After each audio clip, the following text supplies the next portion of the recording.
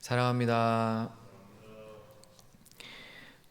창세기 35장은 참 많은 이야기들이 담겨 있습니다. 저희가 함께 읽은 오늘 본문에서는 야곱이 정말 사랑했던, 그가 낳은 아들 2명을 편애하면서까지 끝까지 사랑한 모습을 보면 아마도 야곱은 라헬을 정말 지고지순하게 마지막까지 사랑했던 것 같습니다. 그렇게 사랑했던 아내가 길에서 아들을 낳다가 이제 죽죠. 그리고 또 장남인 르우벤이 결국 자기의 어머니 야곱의 첩과 동침을 하는 큰 죄를 저지르는 이야기도 담겨 있습니다. 그리고 마지막으로는 아버지에게로 우여곡절 끝에 돌아왔더니 아버지가 곧 돌아가시고 장례를 치르는 이야기까지 오늘 크게는 이 3개의 주제가 담겨 있습니다. 야곱은 라헬을 정말 많이 사랑했죠. 그녀를 얻기 위해서 야곱이 했던 일들은 저희들이 이미 잘 알고 있습니다.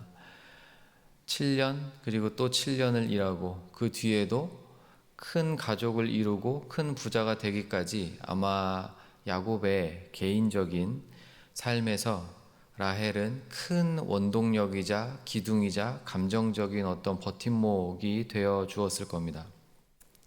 그런데 그런 그녀가 아들을 낳다가 길에서 난산을 하다가 결국은 죽죠.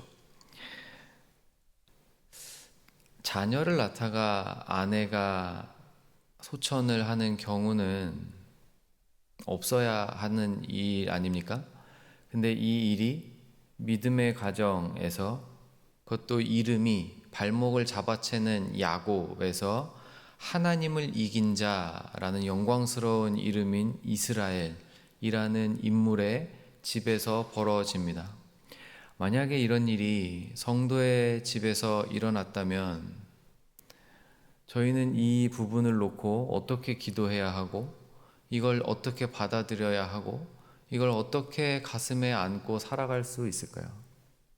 물론 살기야 계속 살아갈 텐데 하나님이 도대체 이 일을 통해서 우리 가정에 어떤 걸 하시는 건지, 어떤 걸 계획하셨고 도대체 이 일을 통해서 우리 가정에게 정말 이루어내실 건 뭔지, 이걸 정말 붙들고 끝까지 흔들리지 않고 살아갈 수 있겠는가? 참 어려운 일입니다. 성도의 가정에 일어나지 않았으면 하는 일이 오늘 이스라엘의 야곱의 집에서 일어나 버리죠.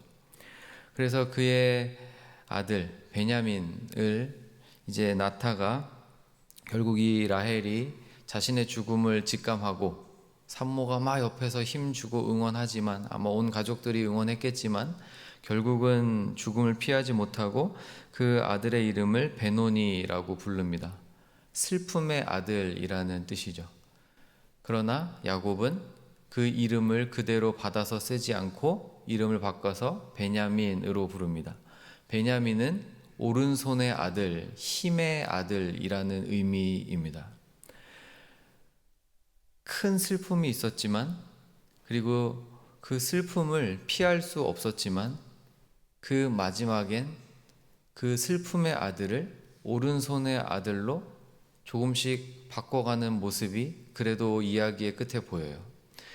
두 번째 큰 슬픔이었던 장남의 이 죄는 하나님이 가장 싫어하시는 죄들 중에 하나죠. 사도 바울이 특히 고린도전서, 후서, 그리고 그 뒤에서 여러 서신서에서도 몸으로 짓는 죄, 특히 그 중에서 성적인 죄가 얼마나 특별하고 하나님께서 미워하시는 죄인지를 여러 번 가르칩니다.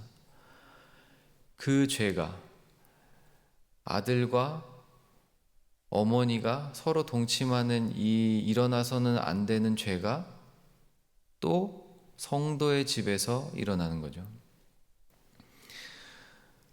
그리고 더 슬픈 것은 이미 창세기 35장에 34장 끝부분에서부터 벌어진 야곱의 딸 디나가 강간을 당하고 그 뒤에 아버지가 무기력하게 아무것도 행동하지 못하는 모습을 보면서 이 둘째 셋째 아들들이 가가지고 그 동네 사람들을 다 죽이는 일들이 일어나지 않습니까? 그리고 그 뒤에 야곱이 덜덜 떨면서 네가 어찌하여 니네가 이런 일을 저질렀느냐, 저 사람들이 들고 일어나가지고 우리 쳐들어오면 우리 다 죽게 생겼다. 그때 이 아들들이 한 이야기가, 그러면 아버지, 당신은 아무것도 안 하고 가만히 있는데 우리 여동생이 창녀 취급 받는 것을 그냥 그대로 둬야 됩니까? 이러면서 아버지랑 싸우거든요. 지금 그 모습이 사실 야곱에게는 그대로 한 번 더 반복됩니다. 자기의 첩이지만 분명한 아내인데 장남이 배다른 자신의 어머니와 동침을 하는 이런 큰 죄를 야곱이 분명히 들어요. 그래서 알고 있는데도 아무런 조치를 취하지 못하는 모습이 나옵니다. 정말 슬픈 이야기죠. 그러나 이 이야기의 끝에서도 오늘 본문에선 다루지 않았지만 야곱이 죽을 때 창세기 49장에 가서 야곱이 마지막 자신의 12아들들에게 하나님의 지혜를 받아서 예언을 해줄 때 르우벤 장자의 권한이 박탈됩니다. 너는 탁월하지 못할 것이다 라고 돌려 이야기했지만 결국 그 이야기는 장자권이 박탈돼요. 그러니까 지금 이 이야기는 장자권과 얽힌 사람은 맨 처음에 누구였죠? 자기 야곱이에요. 자기가 형이랑 아버지 속여가지고 결국 쟁탈해냈던 것이 그 장자권이라는 거 아니었습니까? 근데 그게 자기 아들 장자에게서도 문제가 생기는 거예요.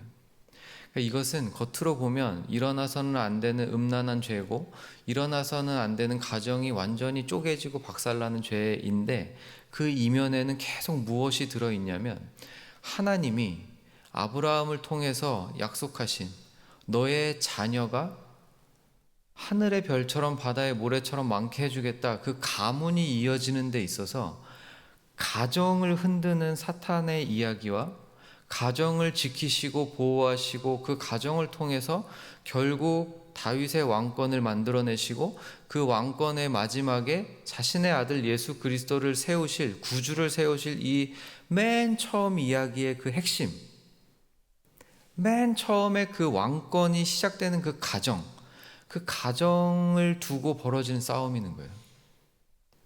야곱도 그 가정이 흔들릴 뻔했기 때문에 이 고생을 하고 있었던 거고, 야곱의 가정이 흔들리는 가장 큰 이유도 이 장자가 흔들어대는 겁니다. 그러니까 겉으로 드러나는 죄의 모습은 이런 모양이지만 그 안에는 진짜 사탄이 치열하게 하나님의 언약을 깨려고 몸부림을 쳐대는 거예요.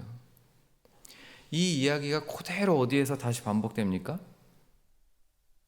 이스라엘의 역사 큰 인물들 중에 하나였던 야곱의 가정이 이렇게 흔들리고, 그 다음에 왕 중의 왕이라고 불렸던 다윗의 가정에도 이 일이 그대로 반복되죠.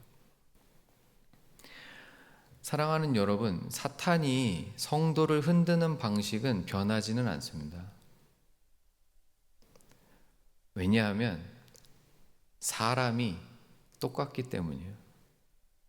2000년 전이나 4000년 전이나 6000년 전이나 지금이나 그리고 앞으로도 마찬가지로 사람은 여전히 죄인이고 그 죄인이 약한 부분은 여전히 동일해요.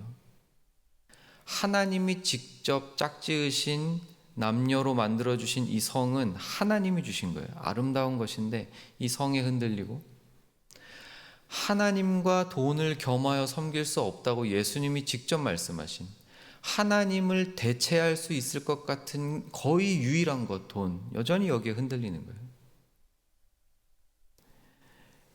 이스라엘의 집이, 야곱의 집이 여기에 흔들리고 있는 겁니다. 근데 야곱이 아무런 조치를 취하지 못하는 것 같아요.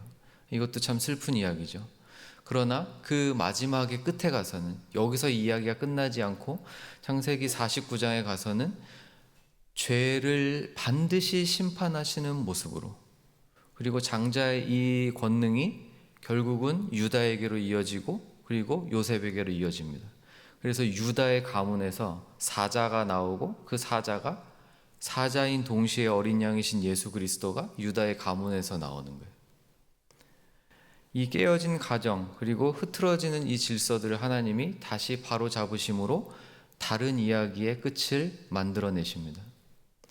그리고 우여곡절 끝에 27절 보시면 야곱이 기란 아르바의 마므레에서 이제 우여곡절 끝에 베델까지 올라가서 거기서 하나님 만나고 신앙 회복하고 돌아오는 길에 아내가 죽고 아들이 막 이 난리를 치고 집안 분위기가 막 난리가 나지만 그래도 꾸역꾸역 어디로 돌아오냐면 아버지 이삭이 있는 헤브론으로 돌아와요. 다시 약속의 땅으로 돌아오게 만드십니다. 그래서 이곳에서 아버지의 임종을 지켜보고 아버지의 장례를 치르는데 자기 혼자 하는 것이 아니라 원수 중에 원수가 되었다가 다시 하나님의 은혜 가운데 회복된 자기의 형 에서와 함께 아버지의 장례를 치르는 것으로 오늘 본문이 끝이 납니다. 에서와의 관계도 저희가 다 아시다시피 그러니까 아버지 이삭의 가정이 아들 둘이 쪼개졌죠. 근데 이 아들 둘이 결국에는 마지막에 다시 합쳐지는 하나 되는 모습으로 이삭의 이야기는 끝이 나게 되고, 그러나 동시에 가정이 또 똑같이 쪼개진 야곱의 이야기가 흘러가지만 그 마지막에는 다시 또 요셉을 통해 봉합이 되는 이야기가 창세기의 끝부분입니다. 사랑하는 성도 여러분, 성도의 가정에도 슬픔의 이야기가 흘러갑니다. 성도의 가정에 영광만 있고 아름다움만 있고 권능만 있고 사랑만 있다면 누가 예수님을 안 믿겠습니까? 그러나 이 땅을 살면서 저희의 가정에도 피할 수 없는 아픔이 있고 도저히 이해가 안 되는 일들이 벌어지고 심지어 그 중에 많은 것들은 저희들의 죄 때문에 일어납니다. 그 이야기, 그 사건에 머무르면 저희도 도리가 없죠. 그러나 저희가 이 힘들고 무거운 삶을 계속해서 살아가는 동안에 나쁜 일이 일어나면 안 돼, 안 좋은 일이 일어나면 안 돼, 이런 게 아니라 결국 그거는 눈에 보이는 것들에 한정되기 때문에 그 뒤에 일어나는 이 영적인 일들, 그리고 기어코 하나님께서 저희들을 놓지 않으시고 기어코 성도를 그 마지막 끝까지, 지금 야곱을 헤브론에 결국 올려놓으시고 그 헤브론 땅에 시온 성을 세우려 내셨던 것처럼 그 야곱의 가문이 다 깨져 보였지만 그 가문을 통해 결국 다윗 왕을 나타나게 하셨던 것처럼 성도의 가문에도 그 사건 하나하나가 터졌을 때 그걸로 끝나는 것이 아니라 그 이야기를 통해서 다시 회복시켜 내심으로 영광을 받아내시는 하나님이 계시다는 것을 저희가 믿고 살아가는 줄 믿습니다. 저희가 아버지라고 부르는 하나님은 저희를 끝까지 놓지 않으시는 분이십니다.